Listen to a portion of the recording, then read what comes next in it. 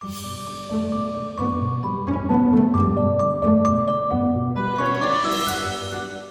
wanted to share my small scale seed operation that I have down here in my basement.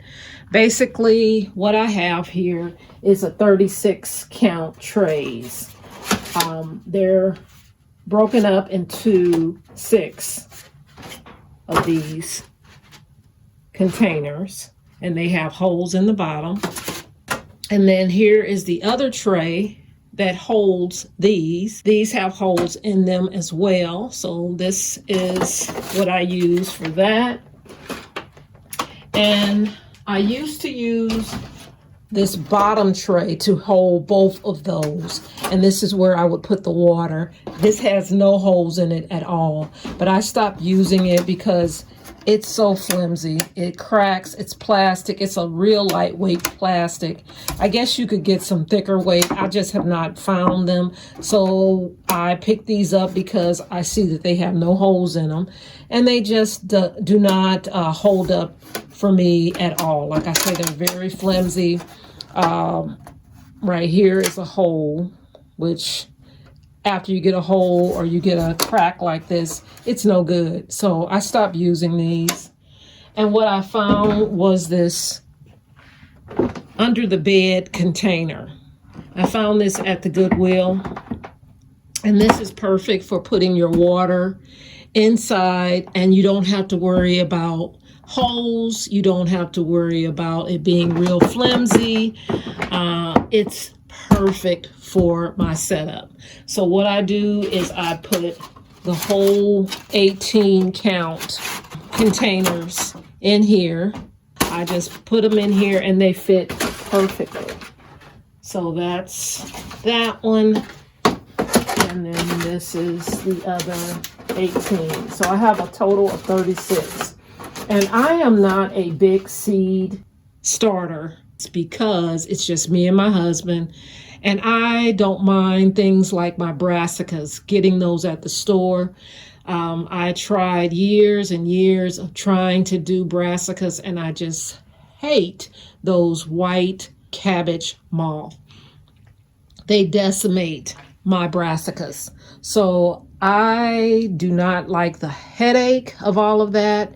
It takes the fun out of gardening for me. So I stick with those things that I don't have those problems with. So I stick with tomatoes, cucumbers, potatoes, but I don't need to start those in anything like this. And just flowers. I don't do a whole lot of vegetables, whole lot of fruit or anything like that. And it's perfect for those who are just doing very, very limited seed starting. And this little contraption I found at a garden center that is in my area called OK Hatchery. And it is basically a little light for my seedlings. And I use this little, it has in the middle, you can pull this down and it pulls down your light so that you can get it close to those seedlings when they need it. If they need it that close, then you have the ability to do that with this system. And I really like that. So with this setup, I would do one tray at a time because you really want this to be in the center here. So I would take this one out. And I would put this in the center. And then I would let that germinate, do what it needs to do. And then once it germinates, then I can put in the other one. As the seedlings start growing up, I can start moving the light up. Okay. And sometimes I may just use this one tray and that will be all for me. But sometimes I use both of them. I also have a heating mat underneath. This is by Fairy Morris. It's a seed starting heat mat. So I will, if seedlings don't need it, but some do, so I'll have this on. And I use a timer as well for my lights. This is just one of those basic GE timers that you will use, like if, for instance, to turn your lights on indoors when you're going on vacation. It comes on at a certain time, it goes off at a certain time. Well, I use this for my seed starting, and I just plug this up and it turns this light on and off for me, and I don't have to worry about it. It's pretty sweet. I love that. And yeah, so that's basically what I use for my seed starting indoors. And for the most part, at a certain time of the year, I can just direct sow a lot of stuff. So that's another thing that I do. But this is just those things that I start, like tomatoes, cucumbers, sunflowers. So yeah, this is my small scale setup. I wanted to share another option for small scale seed starting. This is just a 6-pack. It has holes underneath. Here is a shoebox from like the Dollar Tree, and it's just clear. It doesn't matter what color it is. It's just no holes in it whatsoever, so it's not going to be flimsy. You just put your trays down in there. You put your soil inside, and then you put your water on the bottom here. Put this here and let the water wick up, and you have a contraption which will not break over time. This is something that's sturdy, cheap, inexpensive, and you don't have to worry about the hassle of having to purchase those flimsy, long black containers that easily tears, rips, or have holes in them eventually. So this is a simple, easy, inexpensive seed starting option. Another thing I like about the size of these little containers here is I don't have to repot them up. I just let them grow in this, and then I can just take them right out into the garden. I don't have to keep putting them in a bigger and bigger and bigger size. I just do them in here once, and then I take them outdoors. One way of creating a greenhouse effect for my setup is with this shoebox. I can just attach or put right on top another shoebox. And that is good for this system. It just works really simple. It's very inexpensive, and it does the trick. And for these that are in this, you can just use plastic wrap. You just put it right over the top, take it out and size it according to your tray, and that's another way to keep the moisture inside. That's another way to allow it to stay warm so that it can germinate. And once you start seeing the germination appearing, let it stay under there a little bit until it is really up, not fully grown or anything like that, but you just want at least an inch of growth before you take your plastic wrap or your humidity dome off. And of course, with this plastic wrap, you don't want the plastic wrap touching the seedlings. If it gets that high, then it's time, of course, to take the plastic wrap off. But in this situation, it's going to take a while, and you don't want it to get that tall anyway. I would say let it get at least inch or half an inch before you remove the dome.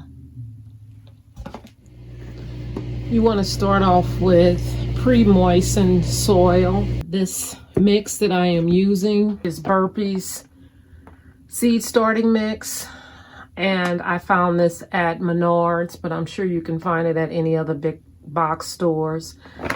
So that, yeah, that is what I'm starting with. What I'm going to do is just fill this tray with the silver sage. I'm going to move this out of the way and put this here. And I'm just going to start filling this up.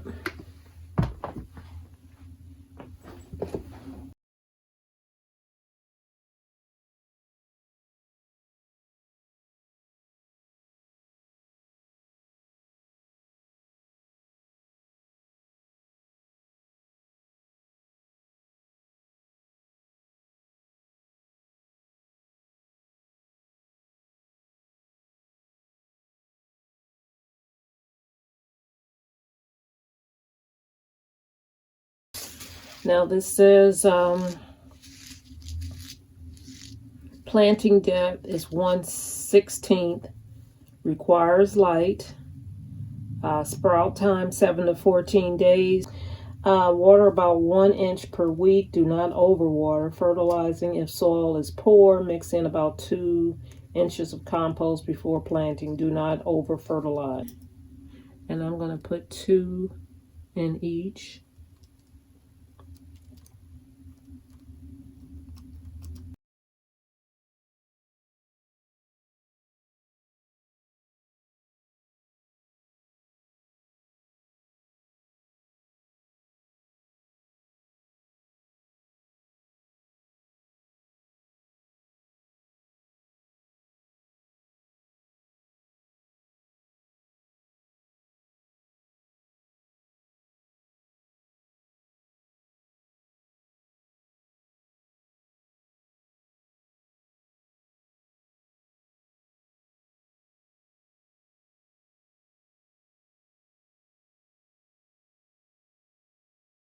Process.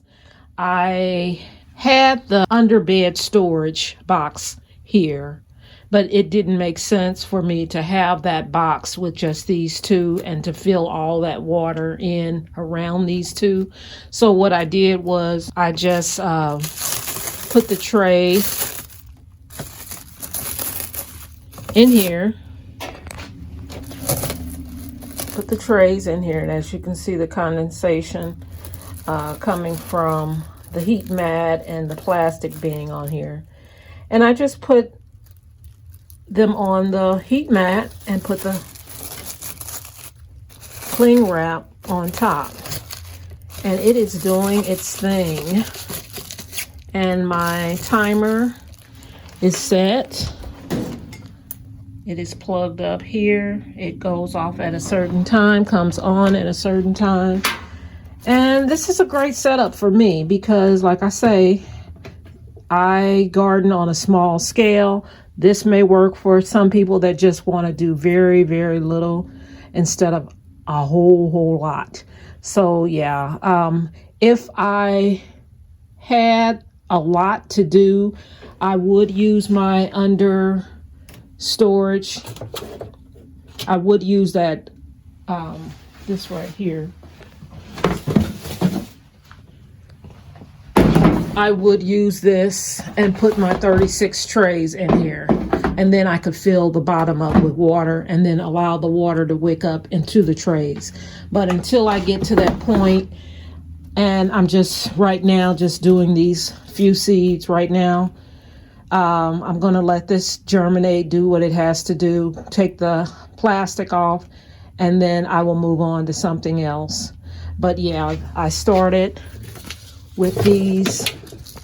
I started with this beautiful silver sage, and that is what I'm working with right now. And back with an update on the germination of this silver sage. Sorry, I am using a voiceover, but I am in a laundry room, and I really think that would be a lot of noise for this video. So I am unveiling and look at the germination. I put these in on a Sunday.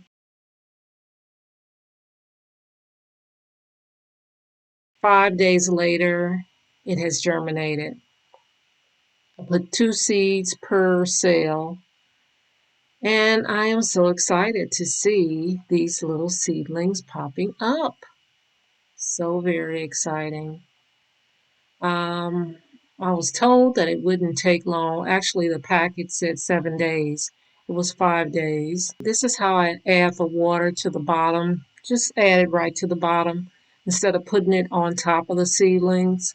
And it just wicks up through the bottom because of the holes that are in the trays, in the cells, I should say. So, yeah, this has worked really, really well for me. And I hope that this helps others who are wanting to do simple seed starting. Thanks for watching, and I will see you in the next video. Have a good day.